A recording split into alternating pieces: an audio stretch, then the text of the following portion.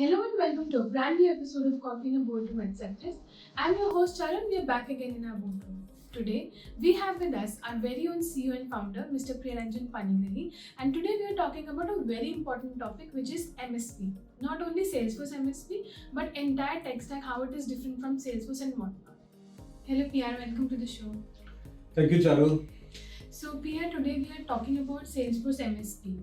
Okay, so my first question is, how is actually Salesforce MSP different from other MSPs tech-wise, and what is the difference between Salesforce MSP and AMS? Okay, so I know these new names are coming, and very lately Salesforce has been introduced a different partner type. It used to be SI partner, ISP partner. Now we do see something called a PDO partner, those who build product, and MSP partner, managed service provider, right? What we call it. So Salesforce has introduced a new partner, but this has been very old terminology is being used for other technology also. Just to answer your question, Charu, the reason Salesforce is a niche, Salesforce is a multi-tenant system. Salesforce works in a very different way. The technology are, some of them are very proprietary technology, Apex, LWC, where we talk about. And the entire system is a very different system. Their QA, SIT, environment, and all that we talk about, very different. Everything and anything which works with Salesforce, it has to be API based, right? Maybe some of the tools that we use, they internally connect, or we do. Most of them that is what is little bit tricky and little bit different than others. Because it is a tricky and because it's a specialized solution, right, or specialized technology, it required a special care as well. And that is where who can manage this particular service, who can give you the best care, that is where it is required a lot of Salesforce knowledge. You cannot bring your normal knowledge of, we used to be support a Java based application MSP, a .NET based application MSP versus Salesforce MSP is too different. Because you need to understand the platform. The Salesforce is a platform. What are the offerings, the license type, different SKUs, who are the user are using, what are the modules and features and add-ons they are using it, how well they are using, how they are not using, what their day-to-day need. That is where it comes about. And this MSP is not only about health, support, rather it is providing, educating to the customer, giving training, helping them to build the adoption, and also doing customization, enhancement, all sort of things. And that's where the MSP entire package is coming, where the customer should feel they are getting the proper ROI, Paisa Vasool, or ROI. That's supposed to be customer always wanted to. And it's the job of the MSP partner, right, that vendor, to give a holistic 360-degree view of a support from every user by keeping the data and the system very secure, managing all environment, and proactively monitoring the entire health of the system. Everything comes bundled with MSP that we're talking. Correct. Yeah. So PR, because in Salesforce MSP also there are multiple partners in the market, as you know. So how should a customer, because if I go in the market and say, okay, I want a Salesforce MSP partner, there are so many choices in the market. So how should a customer make that right choice? Like, how should they, make the right choice of the Salesforce MSP partner that they might or might not be looking for at that point? So how should they, take that decision? See, if any customer, they hire a lot of people, they do have a lot of Salesforce administrator, the change and release manager, the trainers, developers, architects. I don't think they need any MSP, because internally they know their system well, they know their business well, they know their user well, and they can provide direct support. The only place, because now Salesforce platform is not about only CRM. If you look at the entire process from lead to cash, it covers the entire gamut of your starting from a marketing to getting the money or collecting that money itself, the overall standpoint, if you look at that, Salesforce is being used, and that's what the whole business is all about. Correct. On top of that, Service Cloud and a bunch of other applications, there are many more things which coming. That kind of complex system, sometimes the customers feel this is not our core. IT is not our core. IT is an enabler, right? And that is why we need to spend on hiring, grooming, doing, and all those sort of things to manage it. Rather, we can have one or two guys who can manage the entire product as a product owner or to managing the business. But I think we should outsource this to some onshore or like a nearshore or offshore vendor for to day-to-day operation and managing this entire Salesforce system. And that is where that it comes from. Now the question, there are many companies who does that, starting from your big fours, starting from your Accenture, IBM, TCS, Wipro, and we as an also one of the summit partners, CEPTES, that also we provide it. And there are some early partners also, because as you see, this people, once they know how this works, there are a lot of young entrepreneurs also setting up their Salesforce partnership and trying to provide the similar things. Now the question that you asked, how they will choose the best one, it is of course experience matters here. The domain experience, what domain the customer is versus the Salesforce experience. What kind of people they do have.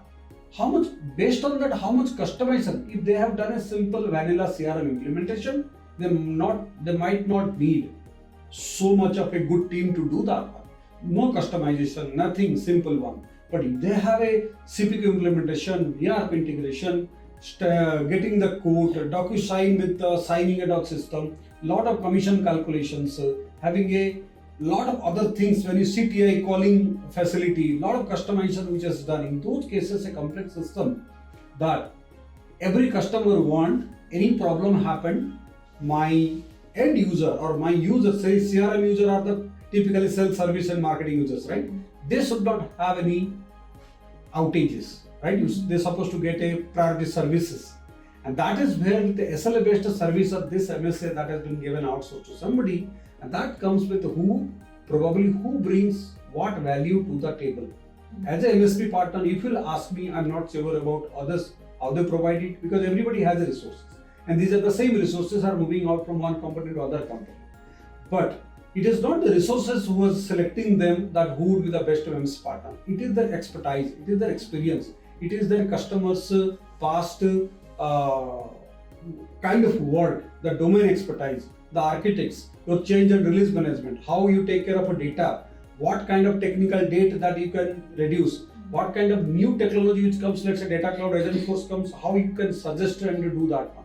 And moreover, how you are making life easy of my end user, adoption, that training, or on top of that, what kind of accelerator, as you know that we have a command center, we have a admin co-pilot, we have a kind of a metadata GPT, we do have something called the tech data agent, the AI agent. These are like a time saver. Because of these tools that we try to differentiate to the customers that how differently we are trying to do this as compared to others. But yes, others are also be doing, but what kind of value that you can give it to a customer with a lesser cost, they can get a better service and the efficiency productivity is supposed to increase and everything is supposed to be documented for the customer, because today or tomorrow there has to be a switching of the vendor because whatever the reason. But what value that you have given to the customer of writing those playbooks, writing those best practices, giving to them so that others can take it up from there. Those are the overall picture that you need to talk about and customers choose accordingly. Right. So we are on this accelerators part, I think we should create one episode because there is a lot to talk about those accelerators also. So we'll create one of that also. Apart from that, let's take a scenario that, for example, there are so many acquisitions and mergers happening, right, lately.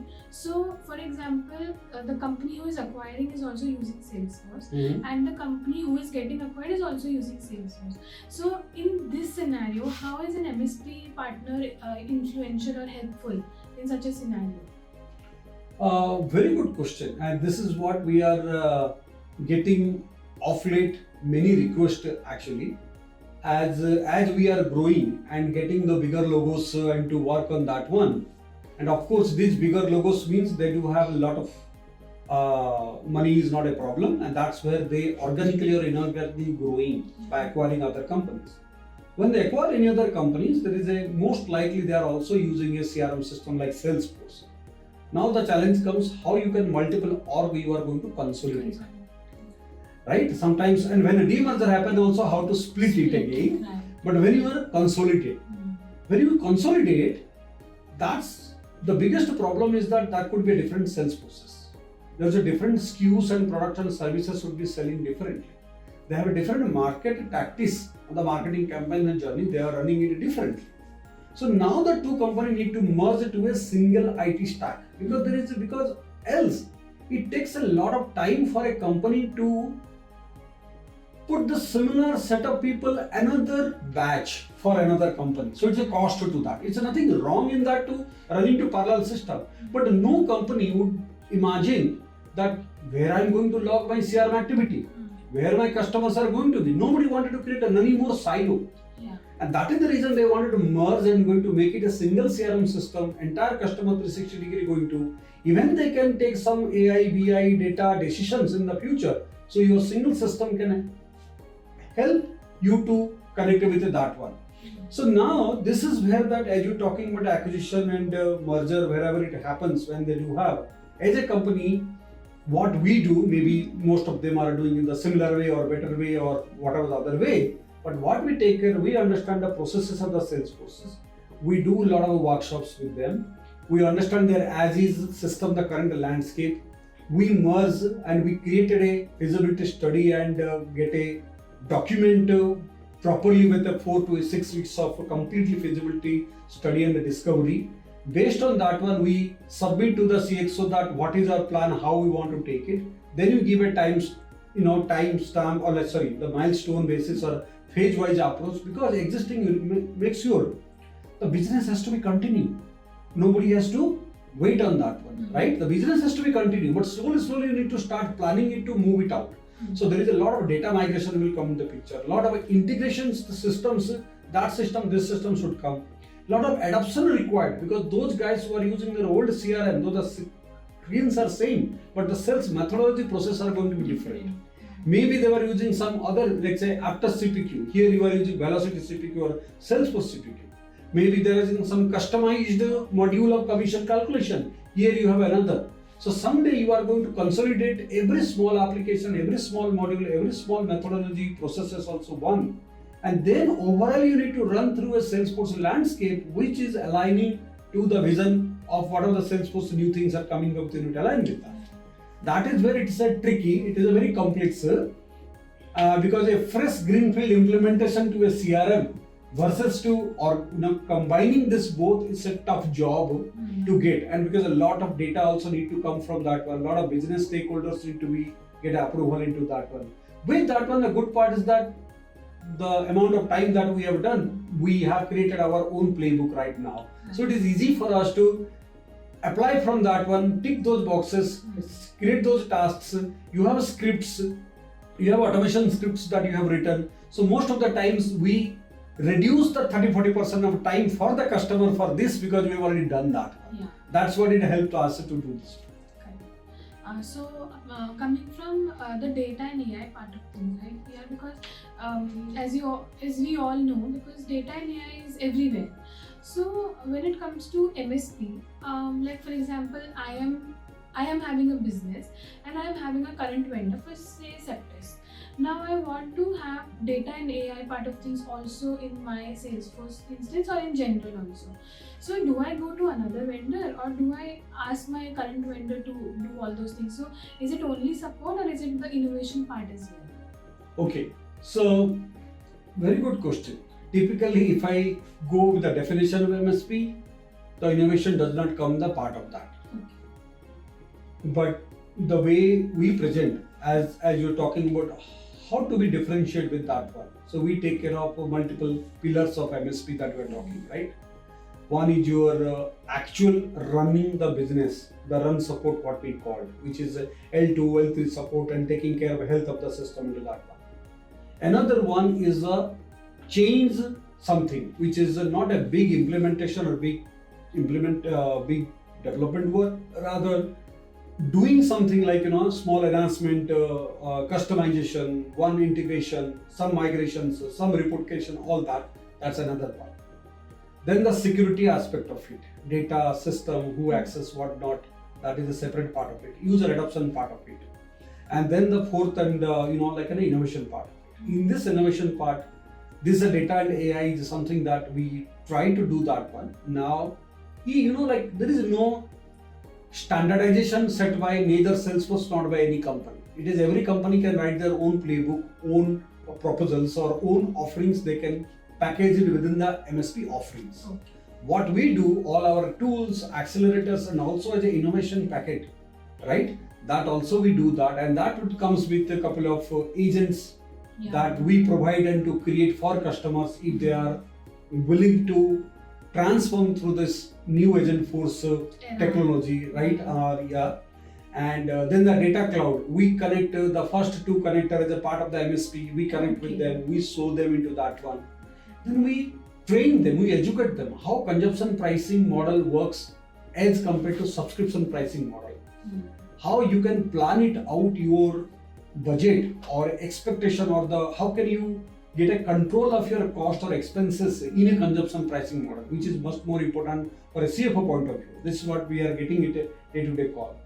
That is where that we try to get. When you say AI and data cloud, of course in our MSP offering we provide that. I'm not sure about others also, and this is where that we help to like the customers that how you can implement and take part of that also as part of the MSP offering. Okay, so summarizing this question, PR, it is not only about support, but if you want to go above and beyond providing your customers more offerings, you can do that when it comes to innovation packages. That is correct. Yes. Correct.